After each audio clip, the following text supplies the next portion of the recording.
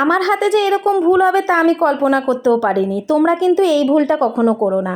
দেখো দোতার এই সাদা জামাটায় হলুদ কালার লেগে গেছে, তাই ভাবছি একটু এখানে সুন্দর ফুলপাতা ফেব্রিক করে দেবো যাতে ওটা বোঝা না যায়, তাই এই ভেন্ডি নিয়ে বসেছি। আর দোতার যত জামা ছোট হয়ে যায় আমি কিন্তু গরিব বাচ্চাদের দিয়ে দিই, কিন্তু এই জামাটা ও দুবারই পরেছে আর মনেও হলো যে একটু ফেব্রিক করি, তার জন্যই বসেছি।